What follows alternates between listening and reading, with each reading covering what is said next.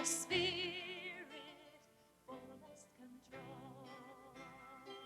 I'm Iris Freelander, and Dr. Michael Costello and I welcome you to Confident Living. Today we have some exciting information for you. Dr. Costello has written a book, In the Garden of Life. I'd like to ask you some questions about this, Dr. Costello, and it's so exciting to know that you are a published author. I know that you've had many things published, not only of a religious nature, but in your work. But it must be quite exciting to have your first book published.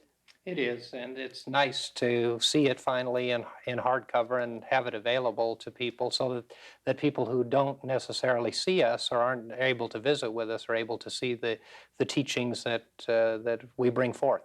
It's been very exciting for me just to read your book because I know I've been part of your church and a very excited part of your audience on Sunday morning for many years now. And it's exciting to know that your messages are going to be that much more widespread. And the book will be sold throughout the United States, I know. And can you tell us something about the distribution of that? Sure. The book is published by Carlton Press in New York City, and it's under their Heartstone company, which is a subsidiary that publishes philosophical and religious works. And so it's being distributed from there. It'll be available in bookstores as it's ordered across the country. And we're hopeful that a lot of bookstores will find it interesting and will order the book and make it available. But I think the unique thing about this book is that even though it's a religious text, and that is to say a book about religious and philosophical issues, it is a book about our New Thought faith, which is very distinct and unique from conventional interpretation of Christian doctrine and Christian thought. So we're very excited to see a book.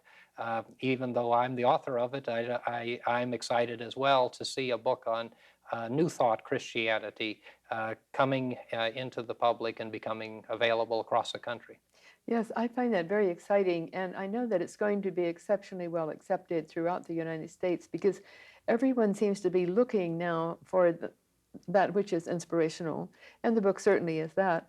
As I read it, it seemed to me non-sectarian because I'm so accustomed to your teachings, and I feel that our church is non-sectarian, and we say we're non-denominational, and we indeed are. So it, to me, would reach to every segment of our society.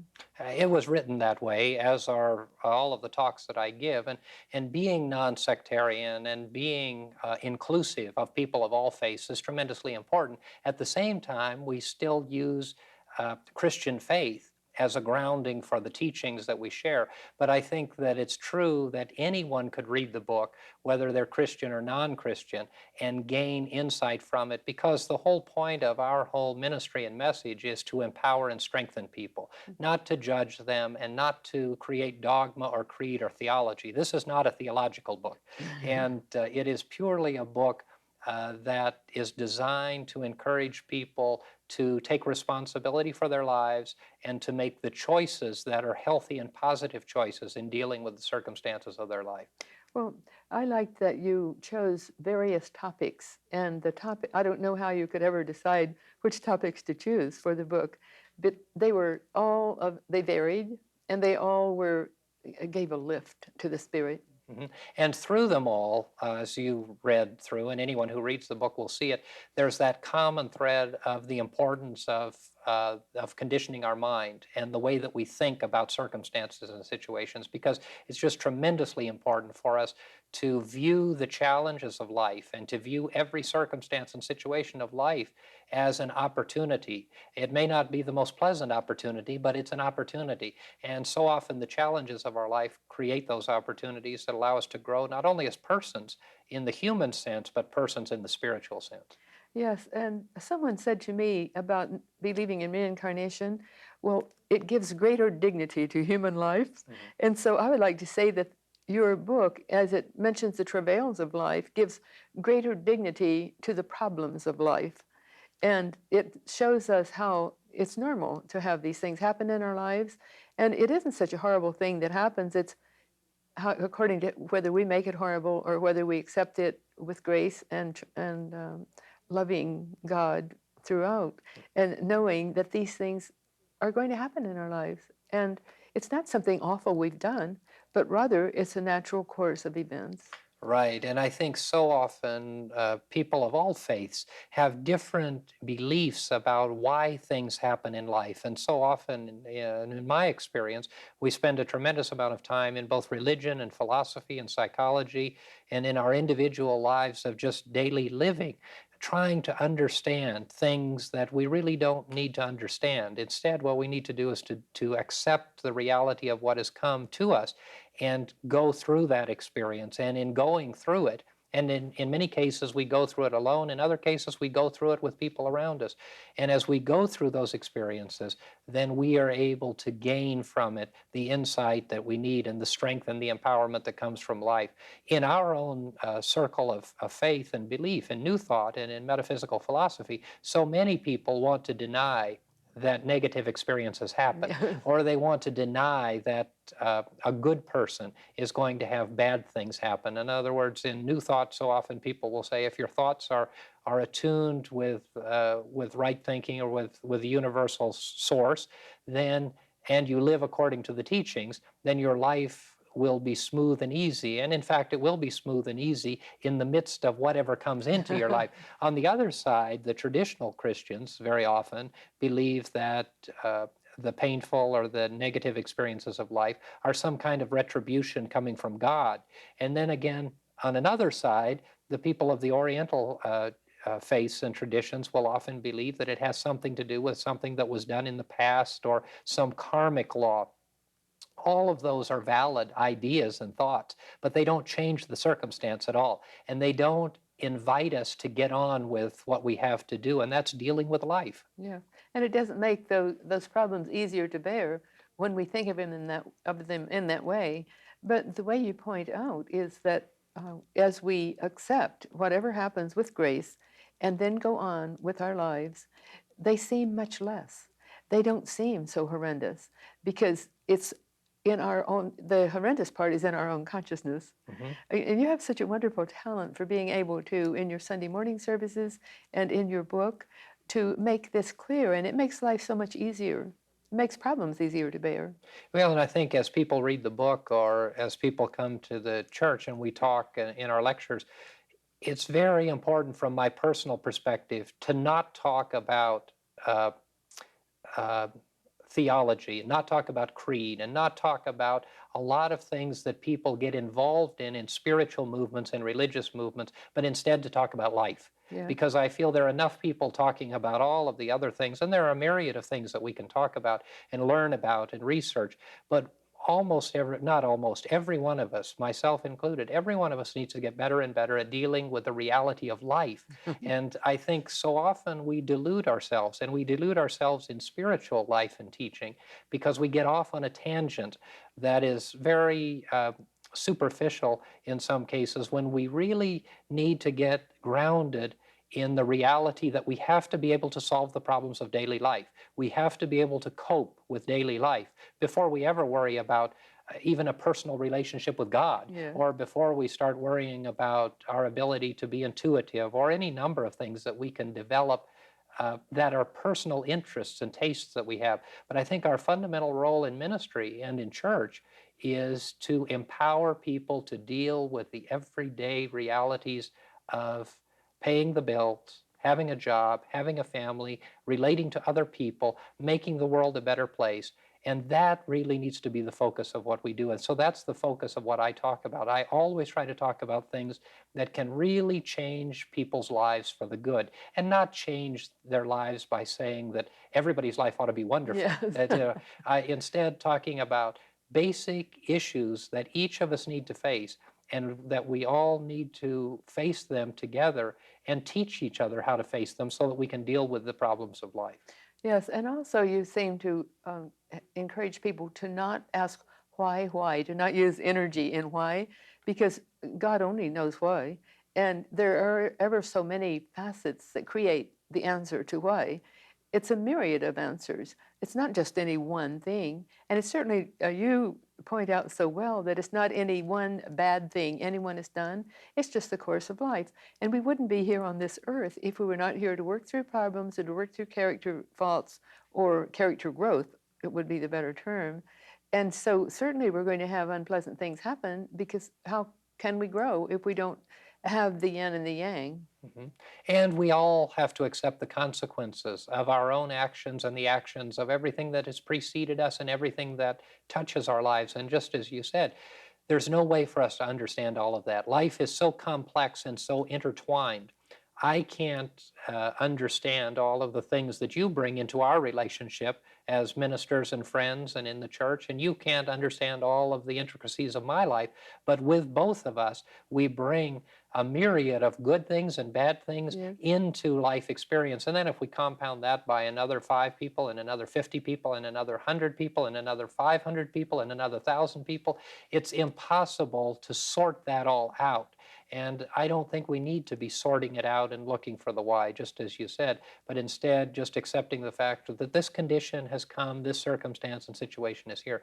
Now what do we do with it? Yes, we have a certain amount of energy. So if we spend that energy in why, looking back, looking to regret, looking to anything negative, then we just have that much less energy for the problem and for getting on with life and for enjoying life and for doing things that are diversionary, which we need for a balanced life. So it's as I read your book, I see that you're teaching people to have a balanced life, and that's the key. Mhm. That is the key, to have a balanced life and also to have an open life. And an open life means simply to accept what comes. And it doesn't mean giving up in life, but it does mean giving in. And I think you were at a class recently where we had a little discussion about that. And there's a big distinction between this issue of giving up and giving in.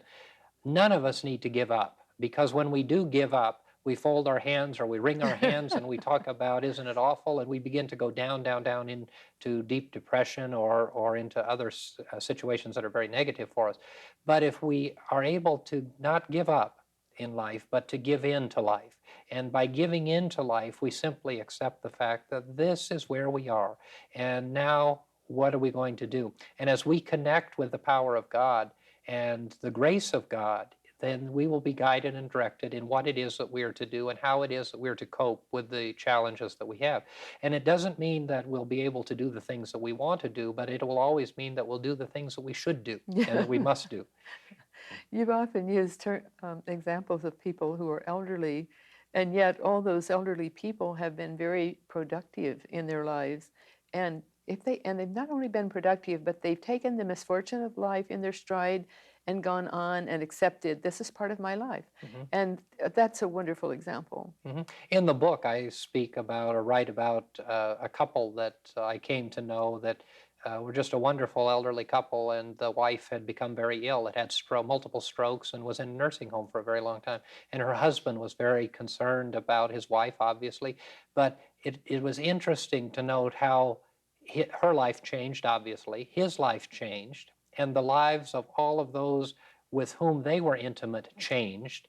And he became an active participant with her in this process. And that's not to say that's good, bad, or otherwise, but he entered into this experience with her, went to the nursing home every day, sat at her bedside, fed her. And this went on for a long, long time.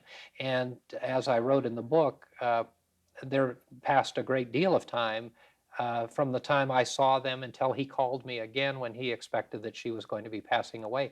And it was interesting to me that their lives had marked so much time in this experience, but there was a natural beauty in it.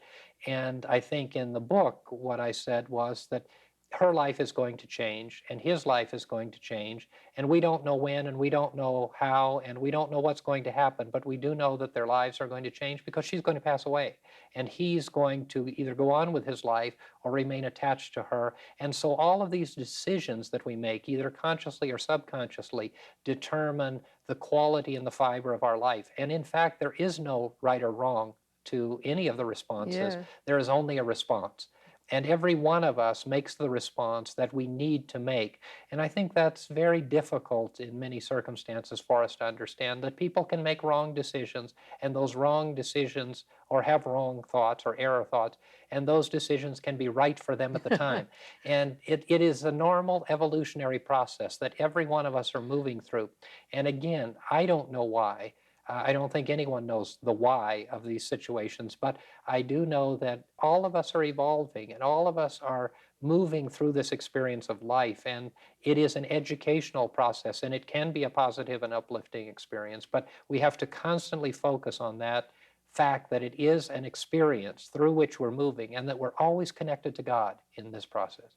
Yes, I thought it was very exciting that that man went to his wife's bedside every day over that long period of time without being judgmental and just in pure love. And it wasn't as a martyr, and it was just as he loved her. He wanted to be there with her because her body was still alive. And they say, I've been a hospice volunteer, and in other work that I've done, I've learned that the hearing is the last thing that goes in the consciousness of the invalid or the person who's ill. And so probably she heard him in things he said to her, which would be a lovely thing to know. And I hope he realized that she probably did hear him. And I imagine he sensed that, don't you? Oh, I imagine he did, yes. The other issue is that so often when people are in this area of transition, such as she was, in the transition from this life Yeah. into the next, and we see it often with the elderly, but we also see it with chronic and other serious and terminal diseases where people are ill for extended periods of time, and they seem to lose touch. In this case, this dear lady was unconscious as a result of a stroke, and she was in a coma for many years. And often people have difficulty dealing with that because they see this one that they knew who was alert and alive and conscious, and now she's unconscious and seemingly unaware. Perhaps she is aware, and we know that in some cases people are aware and can hear. But in other instances, those people are busy doing something that they need to do in order to prepare for the stepping over into the next life. And whether we complete what we have to complete on this side of life or we complete it on the next side of life doesn't really matter, because we'll complete it. But I'd like to believe that we would all be better if we can complete as much as we can on this side. And I think that's why so many people find themselves and their loved ones at the end of life in these states of semi-consciousness or comatose states, or periods of time when they appear not to be as they were when they were alert and aware. And I think we need to move away from the belief that what they're going through is terrible, and instead simply support them in the process, and know and believe that God is supporting them in this process, and that in God's infinite wisdom and intelligence, they are doing something that needs to be done, and they can't be bothered about this life anymore. And so it changes it a little bit from being a horrible, negative, defeating experience into being an experience that is one of transition and is positively bonded to the presence and the power of God. And that's fundamental to what the book says as well. That is, in every experience, God is there. And so God is in the midst of that woman's experience. God is in the midst of that man's experience. God was in the midst of my experience sharing with them. And God is in the midst of everything that takes place on planet Earth and beyond. And that's fundamental to what we believe. Yes, I'm sure that philosophy of yours helped that man endure this, his wife being an invalid, and helped him endure that 10 long year period of his wife's being unconscious. And that would be a good karma for him. That would be something that he had merited, to have this extra input of energy that you gave him, and the feeling that you were able to impart to him. And I'm sure he was very grateful for that. And I imagine he saw that, because that was a long period of learning for him, wasn't it? 10 years. It was a long period. And I don't know what happened to him since, but I know that he's fine and he was taken care of, and wherever he is where he needs to be. Another story in the book that I talked about or wrote about was about Vera Garvin, who was the organist in our church for many, many years, in the church even before I was born. And she was a very gifted musician, a pianist, an organist, a soloist, educated in the Chicago Conservatory of Music and graduated in 1906, if you can imagine. So she had a great education and led the choirs in the churches when Dr. and Hattie were alive. And in her latter years, she lost her hearing and became so devastated by, here's a woman whose life was built on music, and she was still teaching music, she was still playing the organ at the church, and began to not be able to hear, and did everything that she could possibly do to regain her hearing, but nothing worked. And unfortunately, she died in the 70s. And so in the late 60s and 70s, there weren't a great deal of things that could be done as there are today. But in her very last years, she came to this point of not giving up, but giving in. And she gave in to the fact that she couldn't hear. And one of the things that I think she accepted was that she was well advanced in years, almost 90 years old, and it probably stood to reason that her ears were worn out. And so she decided that if that was what was to be, then she was going to give up music, which she had to do anyway, and she was going to do other things, and she did other things. But that's the process of being able to grow through these experiences of life. It would have been wonderful if Vera could have died with perfect hearing and been able to sing and play the organ, but she wasn't able to do that. But instead, she was able to work through the process, which took her many years, of accepting where she was and giving into it, but not giving up, but giving into it and then moving on. And that's a tremendously important process and very much what we point out in the book. Yes, and another thing you teach is that we're all connected, we're all one. So the energy she exuded from having been able to conquer that problem in her life in the way she did was helped all of mankind and helped lift the consciousness of the earth. And that's a wonderful thought. Yeah, absolutely. And she touched people, and she benefited, and they benefited as well. In the process, she was a great student of truth, of New Thought philosophy, and went from healer to healer, and always was faced with this question. When I was young at that time, and went with her in many cases, and she'd always say, well, I don't know why this is happening to me. I've lived according to the teaching, I believe, and she said, I know that a healer is going to be able to heal me. And of course, we believe in healing, and we believe in its value, but it was clear that she finally gave in to the fact that that wasn't providentially what was meant for her. And she might have realized that her lesson was to help others and to be an inspiration for others, because indeed she seems to have been. I noticed that you teach by parable, and our great way shower, the living Christ, taught by parable a great deal. I wonder if that's just a natural thing for you, or do you do it with him as a guide? I think with him as a guide, but also I think in looking at the ability to communicate with people, a long time ago it became very clear to me that it's very necessary to be able to speak to the largest group of people at a rather universal level. In order to do that, I think that it's really important and necessary that we use symbols, that we use stories, that we use points of identification that large numbers of people can identify with. And that's one of the things, one of the reasons that I do that. And I think that's one of the reasons that, no question about one of the reasons that Christ Jesus did it as well, so that people could relate to these teachings and could come to understand them better. In our church, very often, I challenge myself always to be able to speak the teachings to absolutely anybody that walked into the church. In other words, if someone came into our church and knew nothing about New Thought philosophy, knew very little about Christianity or nothing, that they could come in, identify with what we're saying, not be offended, and have the appeal within themselves of understanding what we're talking about. I think so often as teachers and as religious people, we believe that everyone is at the level that we are in both interest and understanding. And that's not the case. And so if we're talking at our level of understanding and our level of need, we're missing a multitude of people. And so I think it's important that people are spoken to in a way that they can understand. And of course, Christ Jesus used all of the symbols of his day. You know, he used pastures and sheep and shepherds so that absolutely everybody could understand what he was saying. And it was non-threatening as well. And they could all relate to it from their own frame of reference. And that's the mark of a good teacher, because everyone has to relate to whatever's being taught from their frame of reference. Otherwise, they don't get the message. So by speaking in parable, everyone is able to understand very beautifully. I commend you for that. And I'm so grateful that In the Garden of Life is available at the Christchurch bookstore.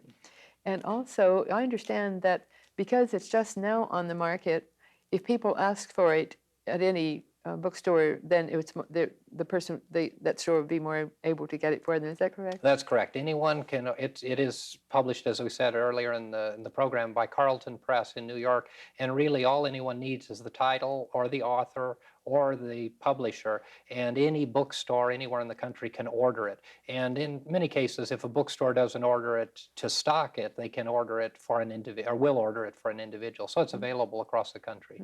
That's very exciting. I'm glad that it's available, first of all, in our church bookstore, and you're very generous to have contributed in that way. And also, you're very generous to have contributed to humanity with your ideas of life, because I know you've been a very successful entrepreneur in business, and you've been very successful as a minister, as a pastor of a church, and those are not necessarily synonymous. And so because of your example in life, and then what you have to say through this book, it should be very inspiring for many, many, many people. And that's what we need in the world today, greater inspiration. And that's the goal of the book, is to create inspiration and uplift people of all faiths. And as you said earlier, in a very non-sectarian, non-denominational way, and to help people empower and strengthen themselves to deal with the circumstances of life. And that's the goal of the book, and that's the goal of everything that we've been doing for these several years. Yes, I understand you have another book in that will be coming out, that you're writing a second book. Writing a second book, which will actually be a theological book, and it is going to address the differences between conventional faith and New Thought Christian faith and metaphysical philosophy. And so it will be more in terms of helping people understand what it is we believe theologically, even though we don't follow a doctrine or a creed. Well, we will all look forward to that, and we thank you for joining us on Confident Living, and we hope to see you next time. Dynamic power helps me be strong. Confident living comforts my heart. From such a blessing I can't depart. Confident living helps me expand visions of value, the kingdom at hand. Confident living, talent to win, gift of the Spirit moves from within. Confident living, right